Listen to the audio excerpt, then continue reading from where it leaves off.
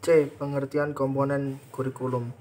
Komponen adalah bagian yang integral dan fungsional yang tidak terpisahkan dari suatu sistem kurikulum karena komponen itu sendiri mempunyai peranan dalam pembentukan sistem kurikulum. Sebagai sistem kurikulum mempunyai komponen-komponen, seperti halnya dalam sistem maupun kurikulum harus mempunyai komponen lengkap dan fungsional baru bisa dikatakan baik.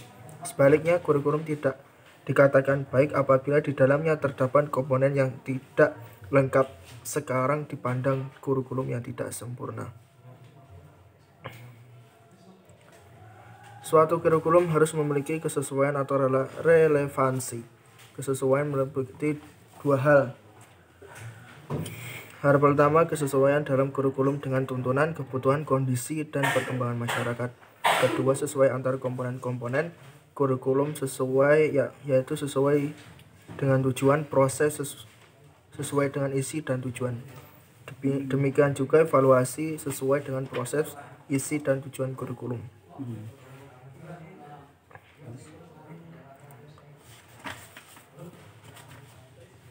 D. Komponen-komponen kurikulum pendidikan Islam. Dari definisi tentang pengertian kurikulum di atas dapat disimpulkan bahwa kurikulum pendidikan Islam mempunyai 4 unsur atau aspek utama, yaitu 1. Tujuan. Pendidikan sebagai komponen pertama dari kurikulum adalah sesuatu yang akan dicapai oleh peserta didik melalui proses pendidikan. Menurut Rahman ada 2 istilah tujuan pendidikan, yaitu tujuan khusus. Tujuan khusus yaitu mengembangkan manusia sedemikian rupa sehingga semua pengetahuan yang diperolehnya akan menjadi organ pada keseluruhan pribadi yang kritis dan kreatif. B. Tujuan umum. Tujuan umum yaitu kemungkinan manusia memanfaatkan sumber-sumber alam untuk kebaikan umat manusia dan menciptakan keadilan, kemajuan, dan keraturan dunia. Tujuan pendidikan Islam merupakan arah yang selalu diusahakan oleh pendidik agar tercapai. Tujuan ini sangat penting artinya karena ada hakikatnya tujuan itu berfungsi sebagai pengakhir dan pengarah usaha, merupakan titik pangkal untuk mencapai tujuan yang lebih tinggi dan memberi nilai pada usaha-usaha tersebut. Pada prinsipnya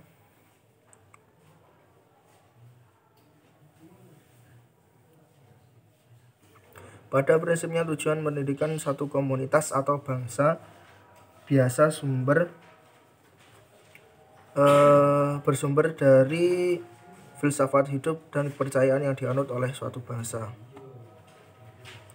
2. Materi atau bahan ajar. Materi atau bahan ajar bisa berupa kitab kuning seperti pesantren-pesantren salaf, buku-buku, jurnal, laporan seperti hasil penelitian, dan apa saja yang dapat digunakan sebagai konteks untuk mencapai tujuan pendidikan yang telah ditentukan. 3. Metode pendidikan. Metode pendidikan diperlukan untuk mengatur proses pembelajaran, mulai dari persiapan sampai dengan melakukan evaluasi. Metode pendidikan Islam yang dikehendaki oleh umat Islam hakikatnya adalah metode of education through the teaching of Islam. Metode pendidikan melalui ajaran Islam.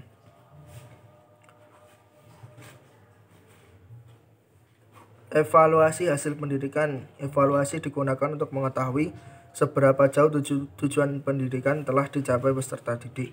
Tujuan evaluasi hasil belajar yang baik adalah evaluasi yang dapat mengevaluasi semua proses pendidikan mulai awal sampai akhir, yang dapat mengevaluasi baik aspek kognitif, afektif maupun psikomotor. Kemudian evaluasi jenis ini akan digunakan untuk melihat pemikiran pendidikan neomodernisme Rahman.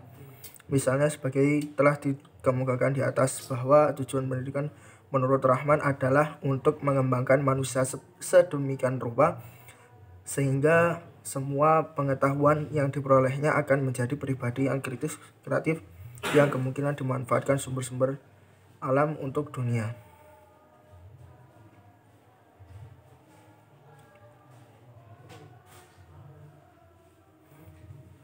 Bagaimana efektivitas belajar dapat dinilai? Berdasarkan pernyataan itu, maka diperoleh keempat komponen kurikulum, yakni pertama tujuan, kedua pembelajaran, ketiga proses belajar mengajar, keempat evaluasi dan penelitian. Tiap komponen saling bertalian erat dengan semua komponen lainnya. Jadi tujuan bertalian erat dengan bahan pelajaran, proses belajar mengajar, dan penilaian tanda panah dua arah melambangkan interaksi kepada komponen-komponen kurikulum.